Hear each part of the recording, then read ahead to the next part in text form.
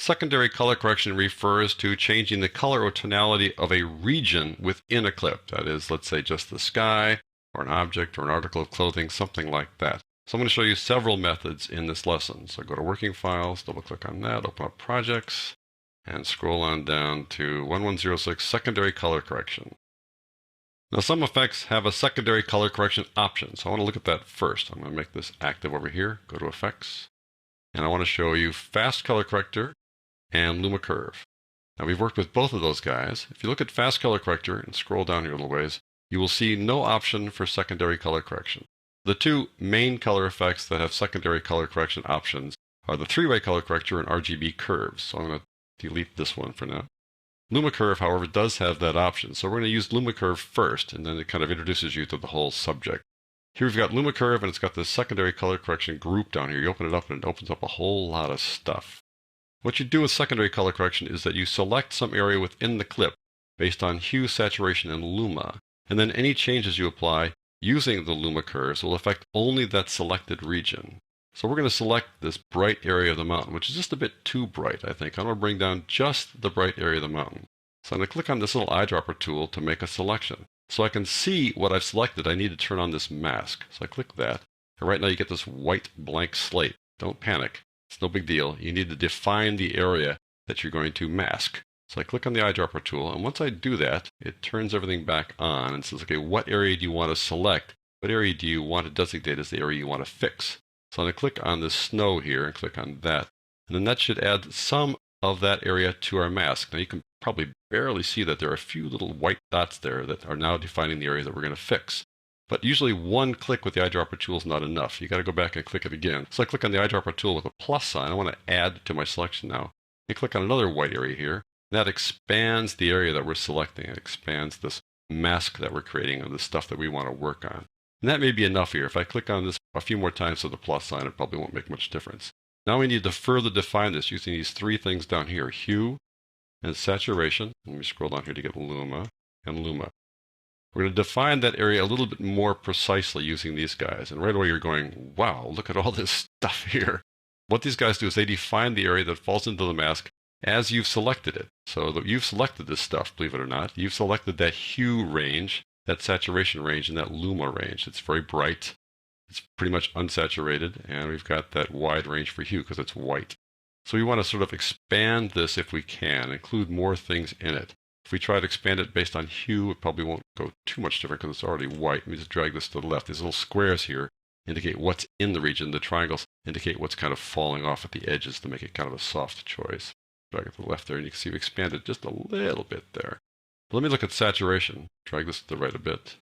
We got some more stuff now. We're adding to the selection, which is good. We're increasing the scope of that mask. So all this stuff that's white will be included in our work. We changed luma to the left a little bit to include more areas that are bright. Now you notice I have to go pretty far for it to make much difference. You start seeing little dots appearing over here. So that's probably what we want to do. We've limited our mask now to that area. That's the area that's going to get changed in anything we do inside the Luma Curve. I can turn off the mask now so we can see what we're going to do. Close the disclosure triangle and then go to work here in the graph. I want to bring the brightness down. It's pretty simple. I go up here and I just pull it down a little bit. Right there. And now you see, wow, we have detail suddenly in the mountain where there was no detail before. And I think that little change is all I wanted to do. Not really a dramatic difference, but it's a good difference. It puts a little more detail there without blowing out the whites, blowing out the highlights. See, let's take a look at the after and then the before. Now back to the after. I think the after is much better. So that's how the secondary color correction works. It lets you pick a region within the clip to work on here inside Luma Curve. Let me delete Luma Curve. And let's add the RGB curves, which looks for all the world like Luma Curve, except it has more controls. Here are these other controls. And this lets you control the color in addition to the tonality. And it too has a secondary color correction option. So I'm going to go down here, select something different this time.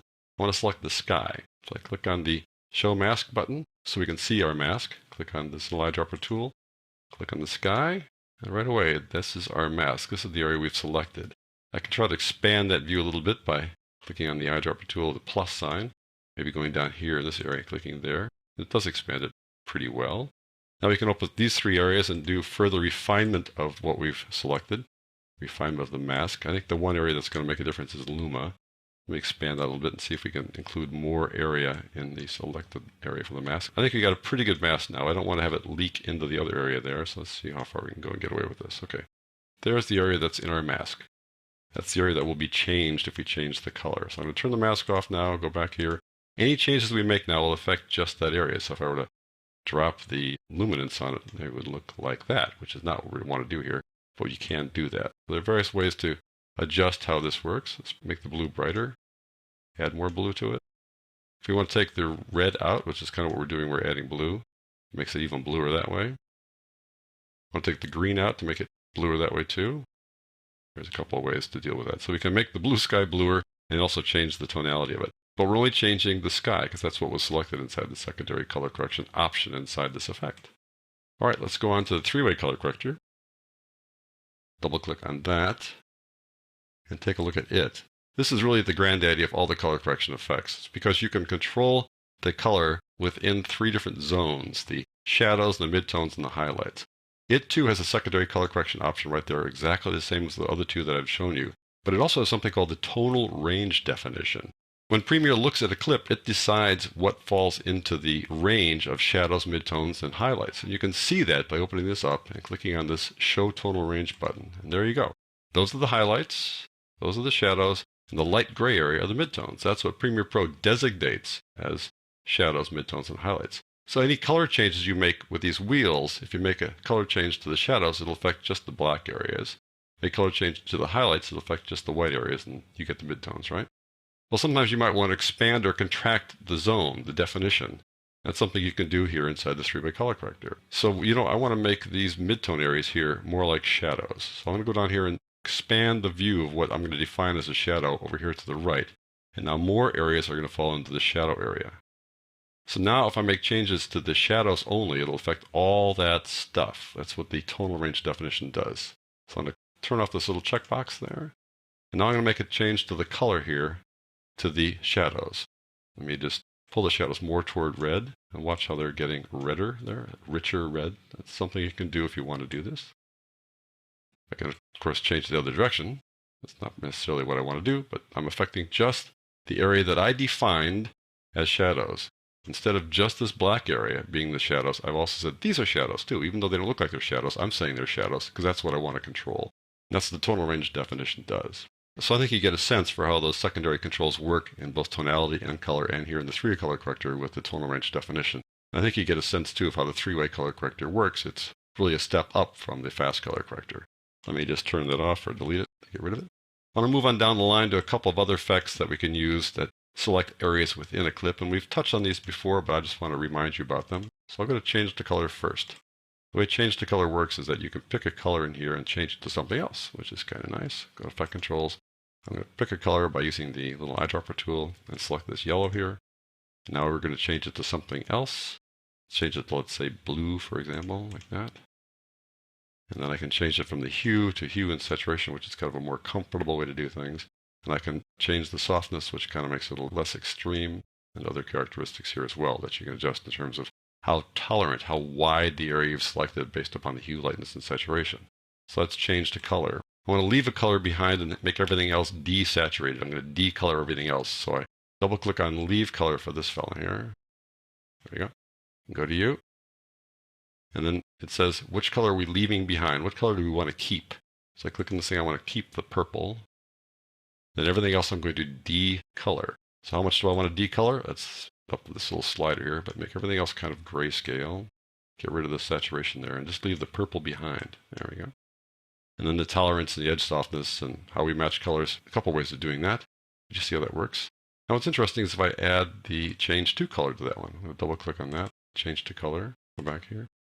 I'm going to close Leave Color down for the moment. Here's Change to Color. If I pick this one now and say, I'll check this guy here. We've left it behind and desaturated everything, but now I can change the color too if I want to. So you can make those guys work together. If I change the order it plays in, strange things happen there too. So be aware that if you do apply these two guys together, that you need to watch the order and adjust things accordingly. Let me get rid of those two by deleting them. Finally, I want to go down to Paint Bucket. Paint Bucket selects a color and lets you change it as well, but it does it based upon the edges of it, not just everything that falls into that color, not just every purple thing in the image. So I'm going to go over here to the Effect Controls, and say, what color do I want to change? Well, you define the color based upon the fill point. You click on this and you get a little target. So I want to say, I want to change that flower right there. It's just a region of color that has edges to it. So you can just make that guy different. Everybody else then will be the same. So I want to change that to some other color. For example, I can change it to red, I suppose. What the heck? We'll keep with red. And we can say, do we want to have the blending mode be different? Have the blending mode be something like screen, for example, and it makes it blend more nicely than just kind of slapping the color on top of things. So Paint Bucket lets you change the color of an object that has edges to it, and also is defined by color. There's one more color correction technique that I want to show you. So let's go on over to the track matte key sequence.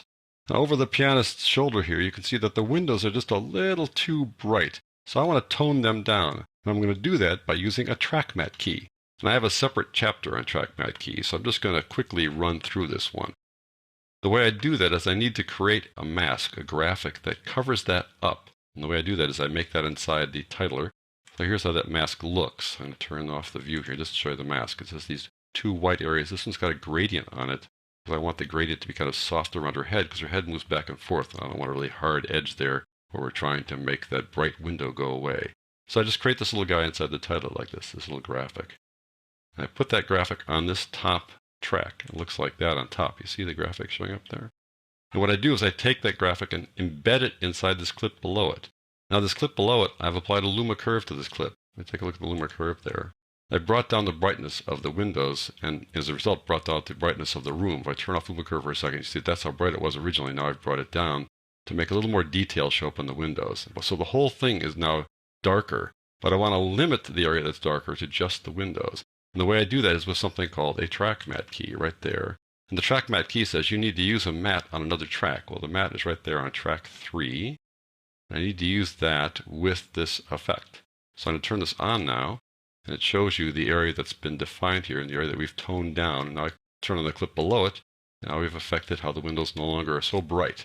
If I turn this track off, you see that's the original, that's the changed one. Now it's not dramatic. You usually don't want to overdo things, but that just kind of drops the brightness there so you don't get too distracted by that bright window. Using the track matte, now you can watch this for a second and see how their head bumping up against that gradient is not so obvious there. So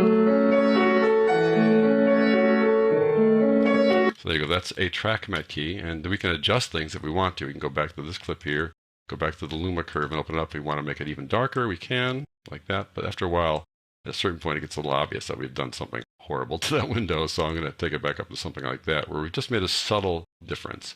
So those are several methods that you can use to select regions within a clip and then apply a secondary color correction, be it tonality or color, to those regions.